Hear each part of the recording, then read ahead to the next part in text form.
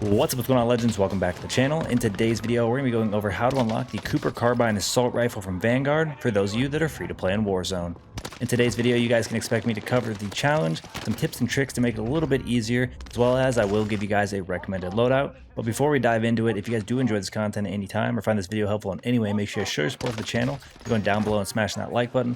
Go ahead and throw an easy goal of 50 likes on today's video, as well as if you guys like to find your way back to the channel for more Call of Duty content, make sure you guys do hit that subscribe button alongside that notification bell so we don't miss you in future videos. Alright, so first things first, you guys are going to need to know what the challenge is in order to unlock this. So if you guys go to where you edit your loadout, go to the assault rifle category, scroll down to the Cooper Carbine. Your challenge should be read as follows. Using assault rifles, get 5 or more headshots in 15 different completed matches. Now this challenge is a little bit more difficult than some of the ones we've had in the past, considering that if you need 5 or more headshots, and let's say the average headshot percentage is 20, that means you would be looking at somewhere around 25 eliminations in order to get the progress towards your challenge. Now let's go ahead and dive into the game mode that I recommend in all of my unlock videos, which is going to be Plunder. You could even do this in Blood Money Quads, which sometimes features Rebirth like we have in today's video. And if it is on Rebirth, you guys will have a lot higher success. However, that's not always available. Now, diving into Plunder gives you anywhere from 10 to 20 minutes to actually get this accomplished, which overall helps people of all skill levels, especially if you get into those matches where it might be harder to find some people. Considering that it has to be done in 15 different matches,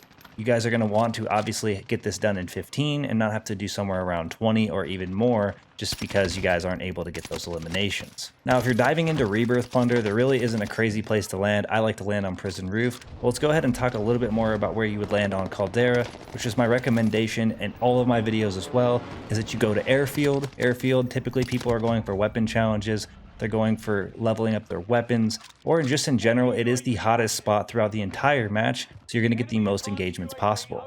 I always like to land on the outskirt and follow my way in. That way I can choose my engagements wisely, although in particular for this challenge, it doesn't actually matter how many times you die, just as long as you get those 5 headshots. Now on the same note, as I was saying, it actually doesn't matter how many times you get eliminated as long as you get those eliminations that you need and that they are headshots. So I would always focus on aiming a little bit higher.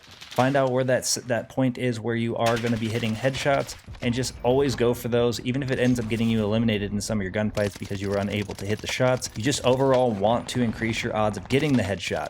Another thing to keep in mind as well is if you down a player and they are laid out on the ground, you can also shoot them in the head at that point, and as long as it shows a headshot in the kill feed, then it is likely that it's going to be counting towards your progress. Another thing that helps me is running dead silence. It's going to allow you to have those silent footsteps, making it easier to sneak up on your opponents, and if they obviously don't know that you're there, you can easily aim at their head and take the easy shots in order to eliminate them and obviously get an easy headshot elimination. It also helps a lot to choose your positioning very wisely. If you do have to wait in a corner and have somebody walk into the building to get that easy elimination, make sure that you do that. I highly recommend finding somewhere up high. Maybe it's on a tower, maybe it's on a roof, anywhere that you can actually find a ledge as well so that you can mount will put you in a good spot, because if you are mounted, you will have a lot less recoil. It'll be a lot easier to control, and you can kind of choose those bullets a little bit more wisely, especially on a target that is further in the distance. If you guys do land on the outskirts of Airfield, this is also super helpful because you can use the trees to mount on, and then you can actually get some people at some pretty good distances. And in a lot of cases, people do choose head glitches, which is a lot you're going to hit their head a lot easier. I think if you are struggling to get this done, or you're struggling to get those headshots, good positioning will only make this a lot easier. Even if it takes camping, that's what it takes to get the challenge complete. Even if it's not your playstyle, I highly recommend that you do that, because you do want to do this in the least amount of matches possible. And they have given you quite the task, being that you are free to play and you are trying to complete this in Warzone.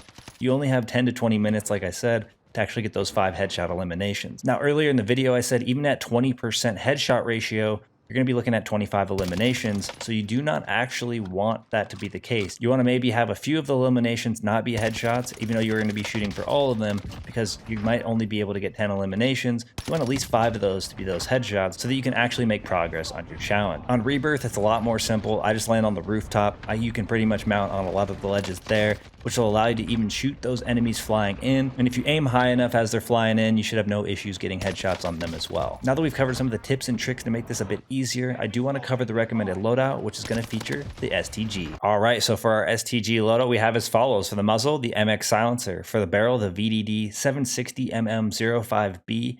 For the optic, I use the G16 2.5x. If you guys are more comfortable using the 3 to 6 times, I 100% recommend that. For the stock, I have the VDD 34S weighted. Perks, I have Nerves of Steel and fully loaded. The more bullets, the better luck you're going to have, obviously. For the rear grip, I have the hatched grip. Magazine, the 7.62 Gorenko 50 round. For the ammunition, we have lengthened for that increased bullet velocity. And then last but not least, for the underbarrel, we have the 1941 hand stop. So now you guys are set up with some tips and tricks. You guys know the challenge, and we've even covered a recommended loadout, but there is a couple more things I do want to mention.